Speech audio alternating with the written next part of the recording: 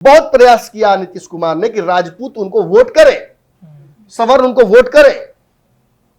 जितने बाहुबलियों को नीतीश कुमार ने लपेट दिया था लालू यादव के काल में, उन सारे बाहुबलियों को एक एक करके नीतीश कुमार ने दोस्त। बेंगलोर जाइएगा और बेंगलोर में पोस्टर आपके खिलाफ लगा रहेगा और आप आए हैं एक समावेशी गठबंधन बनाने, तो आप सवाल खड़ा कीजिएगा ना कि सरकार किसकी है। जब भाजपा के साथ रहकर भी सवर्ण हमको वोट नहीं करते तो हमको सवर्णों का वोट नहीं चाहिए। जो G20 में बुलाकर नीतीश कुमार को नरेंद्र मोदी ने किया, वो आज आनंद मोहन के गांव जाकर नीतीश कुमार ने कर नुनिया, बिंद, बेलदार, प्रजापति, तेली, माली, चंद्रवंशी, इनके साथ अन्याय हुआ। मैं आज से नहीं बोलूंगा। नमस्कार, पंचनामा देख रहे हैं आप, जहां पे हम करेंगे खबरों की चीरफाड़। पिछले 24 घंटे में बिहार की राजनीति में सिर्फ दो ही बात की चर्चा चल रही है। पहली बात तो ये कि लालू प्रसाद यादव ने जब सदाकत आश्रम पहुंचकर जिस तरीके से भाषण दिया है, उस भाषण के बाद से अब चर्चाएं लालू प्रसाद यादव की तेज हो गई है। दूसरी बात ये कि लालू प्रसाद यादव उस सदाकत आश्रम में श्री कृष्ण बाबू के जयंती समारोह में तो पहुंचते हैं, लेकिन आखिरकार नीतीश कुमार को निमंत्रण क्यों नहीं मिला? क्या लालू और नीतीश के बीच में दरारें खिंच गई हैं? क्या लालू और नीतीश की राहें अलग अलग हो गई? और अब जब आनंद मोहन के घर नीतीश कुमार पहुंचते हैं, तब इस बात की चर्चा और तेज हो जाती है कि नीतीश कुमार और लालू प्रसाद यादव अलग तरह की राजनीति बिहार में कर रहे हैं। नीतीश कुमार हमेशा चौंकाने वाले फैसले लेते हैं। नीतीश कुमार को लेकर के जो चर्चाएं चलती हैं कि नीतीश कुमार कब क्या फैसला लेंगे, ये किसी को पता नहीं रहता है। देखिए, आज आनंद मोहन के घर पे पहुंचकर नीतीश कुमार ने जिस तरीके से कांग्रेस लालू प्रसाद यादव को अपनी शक्ति दिखाई है, जिस व्यक्ति को लालू प्रसाद यादव ने दुत्कारा, आज उसी के घर पहुंचकर नीतीश कुमार ने यह कह दिया कि हम तो आपके समर्थक हैं, हम हमेशा चाहेंगे कि आप अच्छा काम करें। उन्होंने पूरी तरीके से आनंद मोहन को खुली छूट दे दी कि आपको जो अच्छा लगता है वो कीजिए। मंच से भाषण देते हुए नीतीश कुमार ने आनंद मोहन की जम के तारीफ भी की है। देखिए, आज का पंचनामा हमारा इसी से संबंधित रहेगा, इसी के इर्द गिर्द घूमेगा कि क्या 24 घंटे के अंदर में नीतीश कुमार ने लालू और कांग्रेस को ताकत दिखाकर संट कर दिया है। हमारे साथ हमारे संपादक डॉक्टर नमन मिश्रा सर जुड़ चुके हैं। सर, नीतीश कुमार ने 24 घंटे के अंदर में राजनीति कहीं ना कहीं पलट दी है। आज आनंद मोहन के घर जाते हैं, कल कांग्रेस ने नहीं बुलाया उनको, खबर ये आ रही कि निमंत्रण भी नहीं दिया गया था। तो क्या नीतीश कुमार अब अलग तरीके की राजनीति बिहार में शुरू कर रहे हैं? सर देखिए, सबसे पहले तो मैं एक बात कहना चाहूँगा कि मैंने हाल के पैटर्न्स देखे हैं पंचनामा के, और बहुत सारे नए दर्शक पंचनामा से जुड़े हैं, तो वो पुराना ट्रैक रिकॉर्ड नहीं जानते। वो नहीं जानते कि किस तरीके से हमारी परिपाटी रही जी। तो बहुत सारे लोगों को लगता है कि हम बहुत ज़्यादा क्रिटिकल हैं सरकार को लेकर। हम जदयू, राजद और बाकी जो सरकार के घटक दल हैं, उनके खिलाफ लगातार बैटिंग करते रहते हैं। हमें भाजपा स्पॉन्सर करती है, हमें नरेंद्र मोदी गोदी मीडिया हम हैं, और बहुत तरीके का लांछन मैंने देखा इधर बीच में कुछ नए आईडीज से। मतलब वो आईटी सेल है, क्या है, नए दर्शक है, मुझे नहीं पता। ऐसा कभी हुआ नहीं 3-4 सालों में पंचनामा में, मैंने देखा नहीं कभी पैटर्न। तो देखिए, या तो कहीं ना कहीं सच में गलती हो रही है हमसे, क्योंकि मेरी जानकारी में मैंने तो कभी पत्रकारिता की नहीं जी। हाँ, एक बात जरूर है कि जो मन में आता है मैं स्पष्ट बोल देता हूँ।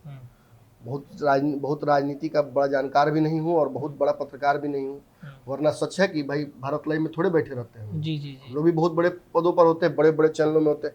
हमारे सिखाए हुए लोग बड़े चैनलों में चले गए, हम यही रह गए। तो आज से एक परिपाटी में बदल रहा हूँ। तो पंचनामा तो बंद नहीं कर सकता हूँ, क्योंकि एक मेरे लिए एक पूरी तरीके से बंद पिंजरा अगर हो और उस पिंजरे में छोटा सा एक रोशनदान हो, तो वैसा है जी। मैं जब पढ़कर इंजीनियरिंग आया था, जब मैंने विप्रो की नौकरी छोड़ी थी, और मैं बाकी यूट्यूबरों की तरह तथाकथित रूप से नहीं छोड़ कर आया था, मैं सच में छोड़ कर आया था। और तब पत्रकारिता करना था, लेकिन रास्ता मिल नहीं रहा था, तो डिजिटल ने मुझे रास्ता दिया जी। बाकी टीवी चैनल जुड़ने के बाद मैं यहाँ पहुंचा, तो मुझे एक स्वच्छंद 100% फ्रीडम वाला स्पेस मिला, जिसको मैंने अपने राजनीतिक अनुभव को बढ़ाने और अपने समकक्ष युवाओं को या अपने छोटे युवाओं को, मैं बहुत बुजुर्गों के लिए पंचनामा नहीं करता हूँ, मैं स्पष्ट बोल दूँ। हालांकि बहुत पुराने बुजुर्ग लोग जिनकी राजनीतिक समझ बहुत बड़ी है, जो समता काल के हैं, वो फोन करते हैं मुझे और बहुत अप्रिशिएट करते हैं, लेकिन मैं उनके लिए नहीं करता हूँ, मैं झूठ नहीं बोलूंगा। मेरी पंचनामा की हर खेप युवाओं के लिए ही होती है, ताकि उनको राजनीति समझ में आए। जो लोग बोलते हैं कि नहीं भाई पॉलिटिक्स मत बात करो, मैं उठ के चले जाऊंगा, जी, उनके लिए होता है। और इसीलिए आप देखिएगा कि मेरे उदाहरण जो होते हैं वो बहुत नॉर्मल और ऑथेंटिक उदाहरण होते हैं। मैं आपको कभी एवेंजर्स का उदाहरण देता हूँ फिल्म का, कभी मैं लोकल प्रतीकों का बात करता हूँ, कभी मैं मुहावरे लाता हूँ, कभी मैं प्रसंग लेकर आता हूँ, कभी रिलेटिविटी की थ्योरी से समझाने की कोशिश करता हूँ, मीम्स के माध्यम से समझाने की कोशिश करता हूँ कि हो क्या रहा है। निश्चित तौर पर सरकार में एक बहुत बड़ा वोट वर्ग है। देखिए मेरी बात को समझिएगा, सरकार में इस वक्त एक बहुत बड़ा वोट वर्ग है जो कास्ट सेंसर में सबसे ऊपर आया है, जो एकाएक मुझसे नफरत करने लगा है। मैं स्पष्ट बोल दूं, आज वो सत्ता में चले गए और मैंने अपना व्यवहार नहीं बदला, मैं सत्ता पक्ष की खिंचाई करता रहा हूं और आज भी कर रहा हूं। और एकाएक जब वो सत्ता में आते हैं तो उन्हें मेरे द्वारा किए गए पिछली सरकार का विरोध अच्छा लगता है, लेकिन आज की सरकार का विरोध करना उन्हें अच्छा नहीं लगता है। मैं स्पष्ट बोल दूं कि मैं किसी राजनीति की तरह का विरोध नहीं कर रहा हूं, बल्कि मैं तथ्यात्मक तौर पर, तुलनात्मक तौर पर जितना मैंने ज्ञान ग्रहण किया है राजनीति का बिहार में, उसके आधार पर करता हूं। आपको पसंद यही आ रहा था, आपको नापसंद यही आ रहा है। मैं नहीं बदला हूं, आप बदले हैं। तो ये बात कितने दिन तक मैं बोल सकता हूं? या तो पंचनामा छोड़ देना चाहिए, या ऐसे दर्शकों से आग्रह हाथ जोड़ कर करना चाहिए कि आप हमारे चैनल पर मत आइए, मत देखिए। लेकिन मैं दोनों को नहीं कर सकता हूँ, ना तो पंचनामा छोड़ सकता हूँ, ना ही ऐसे किसी दर्शक को जो स्वतंत्र रूप से इस प्लेटफॉर्म पर आकर देखना चाहता है, मैं उसको रोक नहीं सकता हूँ। तो मैं आज से क्रिटिसाइज करना किसी को छोड़ रहा हूँ। अच्छा। आप पंचनामा में किसी भी व्यक्ति के खिलाफ जो सरकार में हो, मेरे मुंह से बोलता हुआ नहीं सुनिएगा। अब मैं विशुद्ध तौर पर खबर दूंगा, चाहे वो रोचक हो, बोरिंग हो, सत्य हो, असत्य हो, जो हो, मैं विशुद्ध राजनीति आपको बताऊंगा और चला जाऊंगा। मैं किसी की पॉलिसी का कंप्लेन नहीं करूंगा। मैं ये नहीं बोलूंगा कि शराबबंदी विफल हो गई, मैं ये नहीं बताऊंगा कि बिहार में किस तरफ क्राइम बढ़ रहा है, मैं ये भी नहीं बताने जाऊंगा कि जाति जनगणना के फायदे नुकसान क्या हो रहे हैं, किन जातियों का हकमारी हुआ, आज तक मैं नहीं बोलूंगा। मैं आज से बंद कर रहा हूं अपना मुंह कि कुशवाहा के साथ नाइंसाफी हुआ। मैं आज से मुंह बंद कर रहा हूं इस बात को लेकर कि मलाह के साथ धोखा हुआ, नोनिया, बिंद, बेलदार, प्रजापति, तेली, माली, चंद्रवंशी, इनके साथ अन्याय हुआ। मैं आज से नहीं बोलूंगा। तो ये आप कहीं और खोजिए ये वाला क्वेश्चन। तो जो दर्शक को यही पसंद था, वो अब किसी और चैनल पर जाकर किसी और शो को देख सकते हैं जो जिसमें ये मिलता, और मुझे भी लिंक भेजिएगा ताकि मेरा भी कोटा पूरा हो जाए देखने का। बोल नहीं सकते तो सुन तो सकते हैं ना, तो मुझे भी दर्शक वो भेजेंगे। अब रही बात आज के टॉपिक की, माफ कीजिएगा इतना समय आपका लिया, आगे से ये भी नहीं लूंगा, विषयांतर भी नहीं होगा, क्योंकि विषयांतर में तभी होता हूँ जब बातें निकल आती हैं क्रिटिसिज्म की, कोई पॉलिसी को लेकर। हमने आज पंचनामा में ये कहा 24 घंटे के अंदर में नीतीश कुमार ने अपने अपमान का बदला ले लिया। देखिए बहुत कंफ्यूजन है नीतीश कुमार के कांग्रेस के कार्यक्रम को लेकर। कोई कह रहा है कि कांग्रेस का कार्यक्रम में नीतीश कुमार को न्योता दिया गया था, कोई कह रहा है कि न्योता नहीं दिया गया था, बस कोरम पूरा गया था, कि प्रोटोकॉल फॉलो नहीं किया गया था न्योता में। कोई ये कह रहा है कि न्योता ही नहीं गया था, कोई ये कह रहा है कि न्योता गया था फिर भी नीतीश कुमार नहीं गया।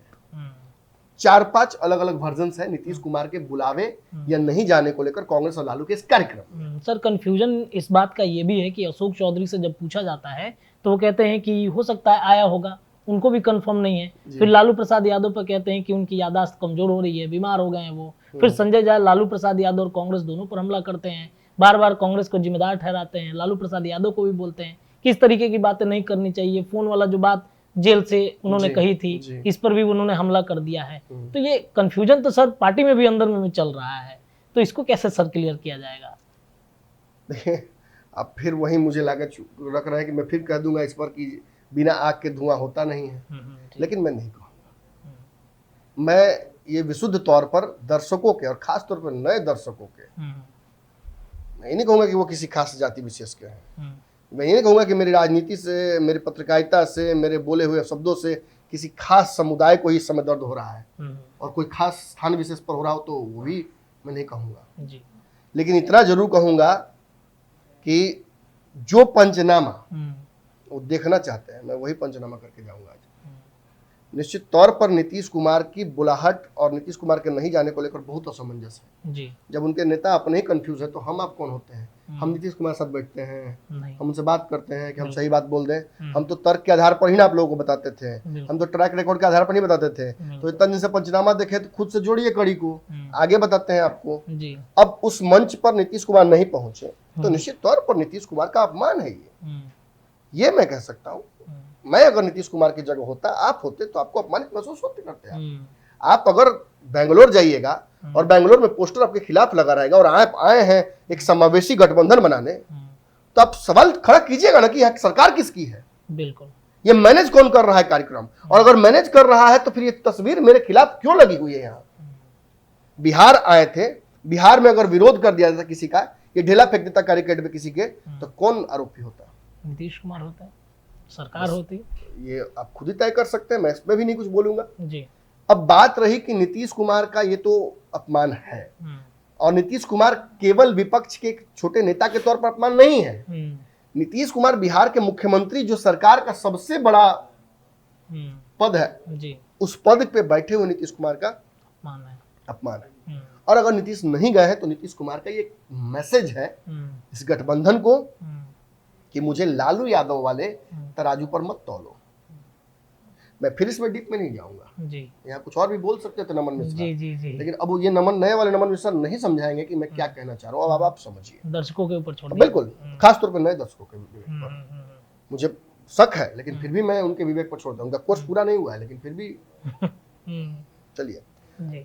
अब बात रही नीतीश के बदले की जी। इतना दिन से लगभग 20 साल हुए हैं, आज चर्चा हो रही थी एक विषय, एक पुराने पत्रकार से की बात में सुन भी रहा था। देश के बड़े जाने माने पत्रकार है और उन्होंने आनंद मोहन की स्टोरी को फॉलो किया था। आनंद मोहन की स्टोरी को इसलिए फॉलो किया था क्योंकि जो क्रॉस बॉर्डर बात हो गई थी, जो जिनकी हत्या का आरोप लगता है आनंद मोहन पर, वो इस स्टेट के नहीं थे जी, कृष्ण दलित थे।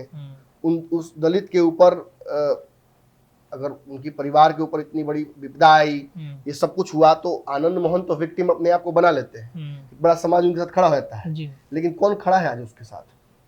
जो इस दुनिया में ही नहीं है, जो अपने पीछे एक परिवार पीड़ित छोड़ के गया है।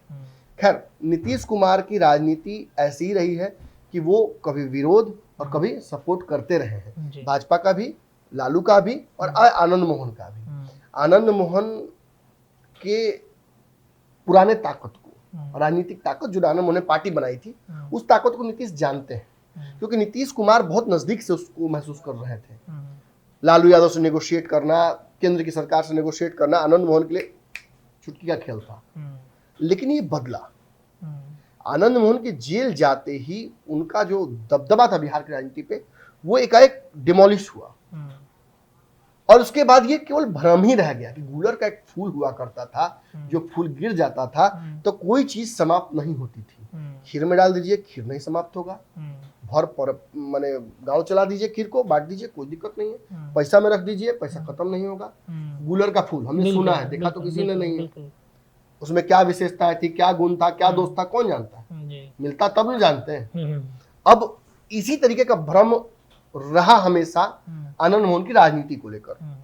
हमेशा भ्रम ही नहीं था, कई बार अपनी ताकत भी दिखाई।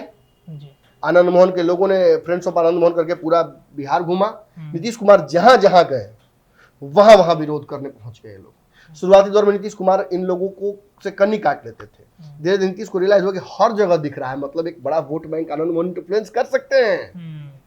बहुत प्रयास किया नीतीश कुमार ने कि राजपूत उनको वोट करें, सवर्ण उनको वोट करें। जितने बाहुबलियों को नीतीश कुमार ने लपेट लिया था लालू यादव के काल में, उन सारे बाहुबलियों को एक एक करके नीतीश कुमार ने दोस्ती की। ऐसे से हाथ जोड़े हुए तस्वीर फोटो आता है, लेकिन हम समझाएंगे नहीं क्यों आता है, ये आप खुद समझिए।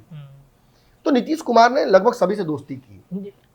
कालांतर में आप देखिएगा सबसे दोस्ती हुई। जी जी जी, आज भी वही हो रहा है। कभी अनंत सिंह दुश्मन, कभी अनंत सिंह दोस्त, कभी लिपि सिंह दोस्त, कभी लिपि सिंह दुश्मन, कभी आरसीपी सिंह दोस्त, कभी अनंत सिंह दोस्त, ये होता रहता है। आज आनंद मोहन दोस्त, आनंद मोहन परिस्थितियों के दोस्त थे नीतीश कुमार के।